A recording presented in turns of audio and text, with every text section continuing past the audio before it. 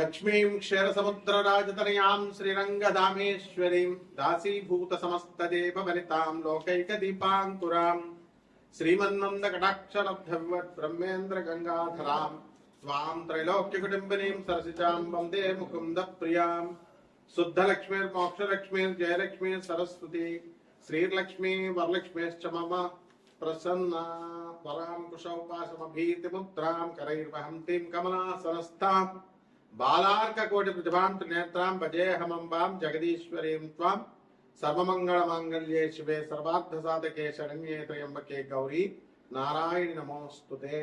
ఓం శ్రీ దుర్గామణీశ్వరాభ్యాం నమః. విజయవాడ కనకదుర్గాదేవ్యై నమః. మనకి ఇప్పుడు శుక్రమహాదశ, ప్రతి మనిషి కూడా శుక్రమహాదశ కోసం ఎదురు చూస్తూ ఉంటాడు. శుక్రమహాదశలోనే మనకి అక్రమార్జితమైనటువంటి ధన సంపాదన వస్తుంది అని శాస్త్రం చెప్తుంది.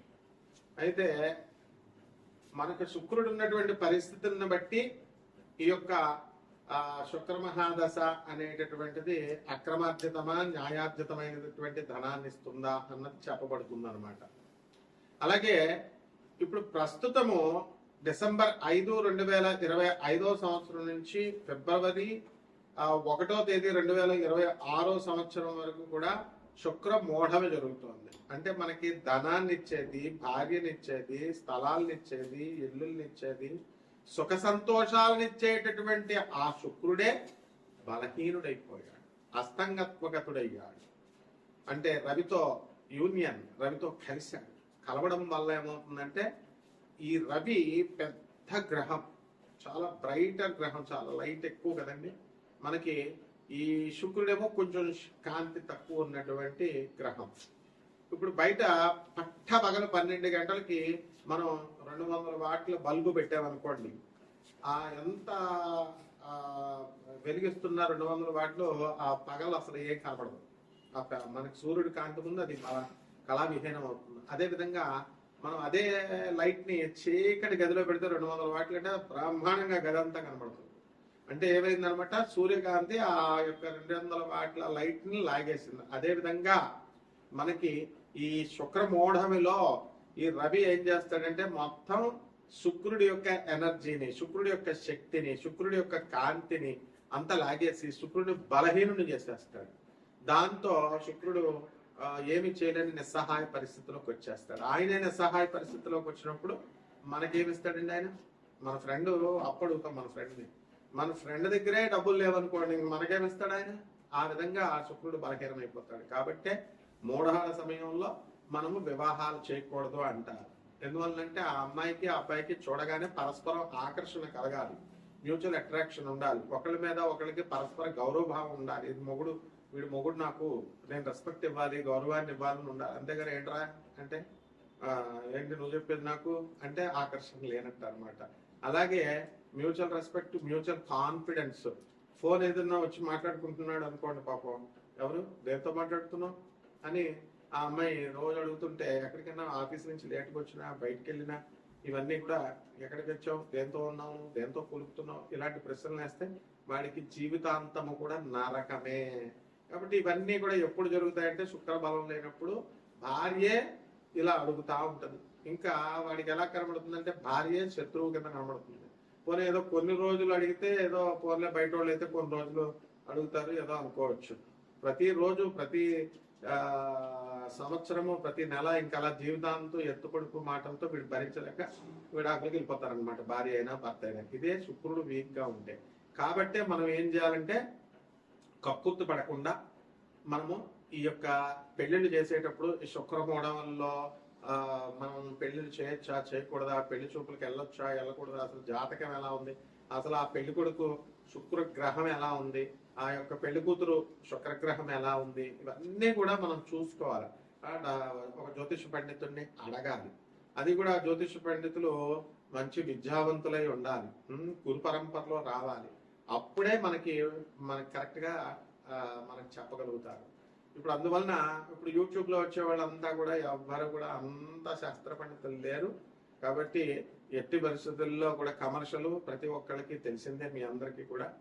అందువలన మనకి జ్యోతిషం అడగాలంటేనే భయపడేటటువంటి విధానంలో మన భక్తులందరూ కూడా, ప్రేక్షకులందరూ ఉండడం, ప్రజలు ఉండడం జరుగుతుంది. కాబట్టి మనం మరి ఏం చేస్తారు, మీరు కూడా డబ్బులు ఇవ్వరు కదమ్మా, ఊరికే జ్యోతిషం ఒకటి, తర్వాత ఈ యొక్క సంగీతం ఒకటి, ఇవన్నీ కళలన్నీ ఫ్రీగా చెప్పాలని అనుకుంటారు. గురువు గారి దగ్గర ఫ్రీగా చెప్పించుకోకూడదు, పంతులు గారి దగ్గర ఫ్రీగా చెప్పించుకోకూడదు అనే విషయం మర్చిపోయారు. కాబట్టి వీటి వల్ల శాస్త్రానికి చెడ్డ పేరు.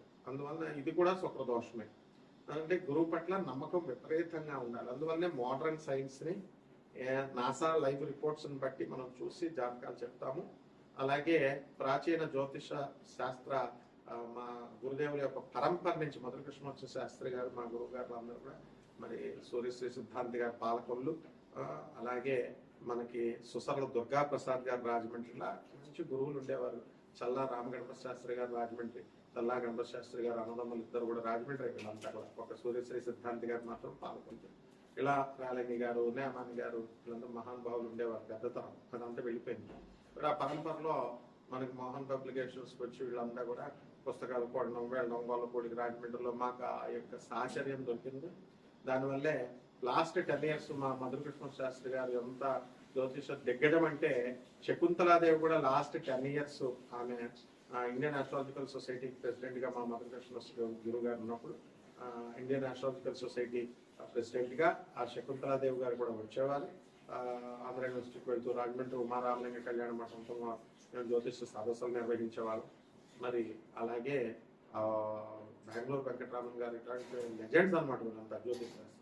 వాళ్ళు వచ్చి చెప్పేవారు. కాబట్టి మేమంతా చిన్నతనం నుంచి మా గురువు గారి దయ వల్ల వీళ్ళందరికీ కూడా మేము తీసి సబ్మిట్ చేస్తూ సేవలు చేసుకున్న మహద్భాగ్యాన్ని మా గురుదేవులైనటువంటి మధురకృష్ణ శాస్త్రి గారు మాకు కల్పించారు. కాబట్టి వారి యొక్క మా శాస్త్రి మధురకృష్ణ శాస్త్రి గారు ఎవరండి, ఆ తరం వాళ్ళు ఎవరు కూడా కమర్షియల్ గా ఉండేవారు కాదు. కాబట్టి మనం అదే పరంపరను కొనసాగించాలి. కాబట్టి నాన్ కమర్షియల్ ఆస్పెక్ట్ తో మనం జ్యోతిషంలో ఎవరికైతే కావాలనుకుంటున్నారో సందేహాలు, అటువంటి వాళ్ళందరూ కూడా వాళ్ళ యొక్క పూర్తి జాతకాన్ని మన ద్వారా తెలుసుకోవచ్చు. అంటే కంప్లీట్ గా వాళ్ళ డేట్ ఆఫ్ బర్త్ అవి ఇవ్వాలి, ఇచ్చి వాట్సాప్ చేయండి. నాకు ఫోన్ చేస్తే మేము బయట ఉంటాము, ఎత్తలేము. సో అమెరికా మన ఆఫీసు. డబ్బుల కోసం ఏం భయపడద్దు, డబ్బులు కాదు. మనకు కావాల్సింది ఏంటంటే జగద్గురువులైనటువంటి స్వామి వివేకానంద, రామకృష్ణ పరమహంస, ప్రభాత్ రంజన్ సర్కార్, ఆనందమూర్తి గారు, రమణ మహర్షి, ఇటువంటి మహర్షుల దగ్గరికి మిమ్మల్ని నేను ఒక పోస్ట్ మ్యాన్ లాగా మిమ్మల్ని డ్రైవ్ చేస్తూ తీసుకెళ్ళడమే మేము జ్యోతిష్యం చెప్పడంలో ఉద్దేశం. కాబట్టి నేను ఒక ప్రొఫెసర్గా మరి ఈ యొక్క ఆనంద మార్గాకి ఆశ్రమానికి 200 దేశాల్లో మా యొక్క బ్రాంచీలు ఉన్నాయి. 300 బ్రాంచీలు ఇండియాలో ఉన్నాయి. అనాథ పిల్లల్ని మేము పోషిస్తాము. అలాగే స్కూల్లో చాలా తక్కువ ఖర్చుతో మేము మా స్వామీజీలు అందరూ కూడా 10,000 మంది స్వామీజీలు అందరూ కూడా చూసుకోండి. ఆనంద మార్గ ఆశ్రమం గూగుల్ చేయండి, యూట్యూబ్లో చూడండి, అన్నీ ఉంటాయి. అంత ఇంటరాక్చువల్ సొసైటీ అది. కాబట్టి మనము మీరంతా కూడా కక్కుర్తి పడద్దు ఈ శుక్రగ్రహం గురించి తెలుసుకోవడానికి. ఆ శుక్రగ్రహం యొక్క ఫలితాల గురించి, మీకు ఇచ్చేటటువంటి ప్రతికూల ఫలితాల ఇవన్నీ కూడా మనం తెలుసుకుందాం. కాబట్టి మన ఛానల్కి చక్కగా సబ్స్క్రైబ్ చేయండి, లైక్ చేసుకోండి. మరి చక్కగా మీరందరూ కూడా మరి మౌర్య, మరి దత్తు, ఇలాగా వేణు, వీళ్ళంతా కూడా ఏదో వాళ్ళ తోచిన రీతులు మీకు సేవలు చేస్తున్నారు. కాబట్టి ఉపయోగించుకోండి. మిగతా జ్యోతిష్కుల సంగతి నాకు తెలియదు, కానీ మనమైతే నాన్ కమర్షియల్ కాబట్టి జాగ్రత్తగా చూసుకోండి. ఇక శుక్రగ్రహం ఏ విధంగా 12 రాశుల వారికి, 12 రాశుల వారికి అందరికీ కూడా ఏ రాశుల వారికి ఎలా చేస్తుంది అన్నది విడివిడిగా మనం ఒక్కొక్క రాశిని మనం చూసి తెలుసుకుందాం. కుంభరాశి అండి. కుంభరాశి వారికి అందరికీ కూడా మనకు తెలుసు, ఇప్పుడు ఏర్నెట్సన్ జరుగుతుంది. కాబట్టి ఏర్నెట్సన్ జరుగుతున్నప్పుడు అంతా కూడా మనం ఏ పని చేసి వచ్చినా సరే కలిసి రావట్లేదు అని అనిపిస్తూ ఉంటుంది. అది నిజం కూడా. అయితే ధనాన్ని బాగా సంపాదించారు ఇన్ని సంవత్సరాలు కూడా. మరి అది ఇప్పుడు ఏర్నెట్సన్ టైంలో ఖర్చు పెట్టడము, లేకపోతే ఈ యొక్క ధన నష్టము, నమ్మి వ్యాపారంలో పెట్టుబడి పెట్టినటువంటి వాళ్ళ లాసులు రావడము, ఇలాంటివన్నీ కూడా జరుగుతాయి. ఈ యొక్క మీడియా రంగంలో ఉన్నటువంటి వాళ్ళకి అధిక లాభాలు రావడము అనేటటువంటిది కుంభరాశి వారికి ఈ సంవత్సరంలో కలుగుతుంది. జన్మంలో ఉన్నటువంటి రాహుగ్రహ ప్రభావం వలన మనకేమవుతుందంటే అనుమానం అనేటటువంటిది బాగా ఎక్కువగా ఏర్పడుతుంది. కాన్సన్ట్రేషన్ ఇవన్నీ కూడా మనం ఎక్కువగా పెట్టుకోవాలన్నమాట. ప్రతి దాని మీద కూడా చంచలత్వం అనేటటువంటిది ఉంటుంది. కొత్త కొత్త ఉద్యోగాలు చేయాలని ప్రయత్నిస్తూ ఉంటారు. అయితే ఆ ప్రయత్నాలన్నీ కూడా సఫలం కావు. అలాగే విదేశాలకు వెళ్ళాలని చాలా మంది ట్రై చేస్తూ ఉంటారు. వీళ్ళకి కొంతమందికి విదేశాలకు వెళ్ళేటటువంటి అవకాశం వస్తుంది. అలాగే వాళ్ళ కుంభరాశి వాళ్ళ పిల్లలు మనం కనుక తీసుకున్నట్లయితే ఈ పిల్లలంతా కూడా వాళ్ళకి విదేశాల ప్రయత్నాలు చేస్తున్నారు, కానీ ఇంకా అవ్వట్లేదని నేను బాధపడేటటువంటి వాళ్ళు చాలా మంది ఉన్నారు. అటువంటి వాళ్ళకి త్వరలో వీళ్ళకి ఫలితాలు రావడం అనేటటువంటి జరుగుతుంది. ఇక ఈ ఏలైట్ లో హార్ట్ సర్జరీస్ కూడా అవడానికి అవకాశాలు ఉంటాయి కొంతమందికి. ఎవరికైతే ఈ యొక్క ఏలైట్ లో ఎంతసేపు హెల్త్ ప్రాబ్లమ్స్ అనేటటువంటి ఉంటాయి. అయితే ప్రాణగండాన్ని మనం దాటడానికి అధికంగా అవకాశాలు ఉన్నాయి. కాబట్టి ఎవరికైతే ఈ యొక్క రాశి వారి ఉన్నారో మరి ఆహార విషయాల్లో కానీ, ఆ తర్వాత ఈ యొక్క మందు తాగడాలు ఇలాంటి విషయాల్లో కాస్త జాగ్రత్తగా ఉండడం అనేటటువంటి, సిగరెట్లు ఇలాంటి విషయంలో జాగ్రత్తగా ఉంటే సరిపోతుంది.